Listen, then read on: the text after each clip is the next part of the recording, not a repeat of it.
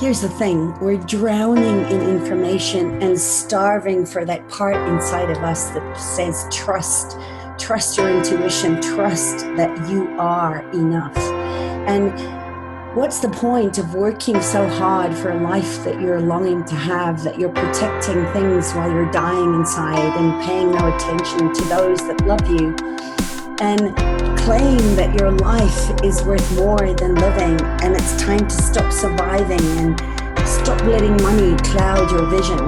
Stop worrying about your future so that you can be present in the now and see the gift in everything. If you're in pain, if you're having a challenge, if you've been betrayed, use it as fuel to take aligned action rather than suffer as a victim and stay stuck in this paralyzing fear that you're never enough. Because here's the thing about being enough. When is enough enough? I asked the same question to myself when I was asking, when am I ever going to be enough? And here's the thing, you have to decide, what is it that makes you feel like you're not deserving or worthy or matter to others? And as you question, listen carefully to what the voice is saying and the wound that it expresses. Start to ask yourself why this voice would say this. What wound might prompt a voice to say such a thing, that you aren't enough, that you aren't worthy, that you aren't deserving, and that you don't matter? That's where you'll find the help that you're looking for, within the voice that sounds so angry or confused or frightened, because actually you're wounded at that place and time where somebody said that you were never enough. And that voice that tells you that you aren't enough, maybe that's an addiction. It literally might be the thing that you turn to as a means of self-sabotage and playing victim. You might realize with startling clarity that you don't actually truly honestly believe that you're enough, and that it's becoming something of a habit to tell yourself that for any number of reasons. It's though listening without attachment to the voice that you learn this valuable information and can then give less weight to the meaning and the message. So next time it comes up, you might take a breath and say to yourself, there you are. I see it. I see how I'm tuning into that old message over and over again. I am totally worthy. I am enough. And that voice that tells you that you aren't enough might have a fear that it needs won't be met, that you'll be rejected or abandoned. Maybe you go to a place of thinking about how you're not enough, not good enough, or maybe you're too much, because assuming that you lack of goodness is the major problem in your life feels less vulnerable than actually taking action and making the changes that you desire in order to get what you want in your life.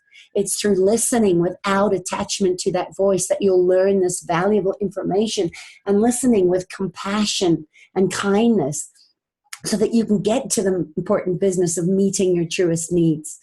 That voice that tells you that you aren't enough might be confused about what it means to make mistakes, and thus it might have a fear of making them. And what if a mistake is just taking something and seeing that you've misplaced your identity, your true nature of what really moves you and what you care about?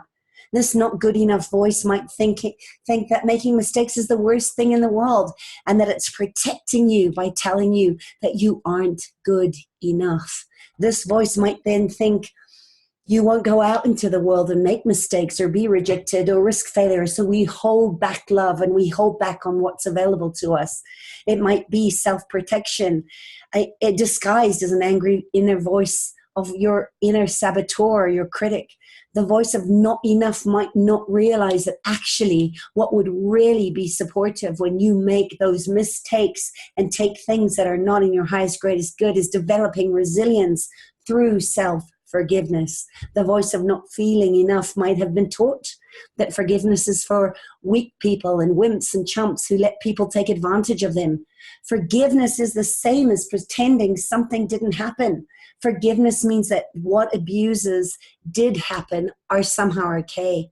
It's through listening without attachment to that voice, not hoping and praying that you'll finally figure out the not enough equation, that you might realize, holy crap, no one ever taught me about forgiveness. In my family, forgiveness is something that somebody else has to give you, instead of making the choice that this is what sets you free. If people were mad at you until the storm passed, and if I made a mistake and I had to bow and scrape my way into their good graces until they stopped being mad, that's not forgiveness. That is not compassion, and it's not kind.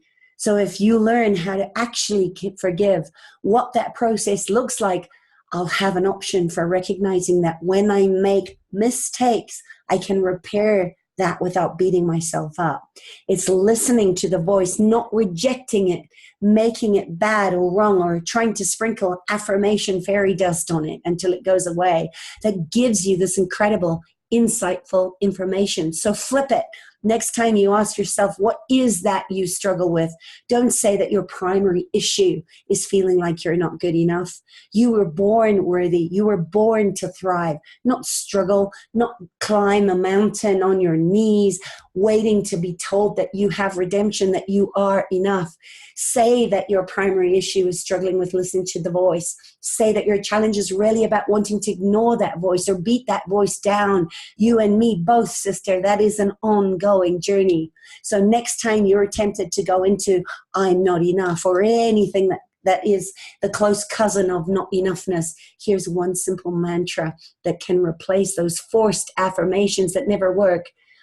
I'll discover something if I listen without attachment, with listening, deep fertile soil in my heart, the intuitive voice, the wise woman within you that knows that you came in being more than enough and that you have a gift to share with the world that only you have and no one else on this planet is like you. So spend less time searching for the enoughness.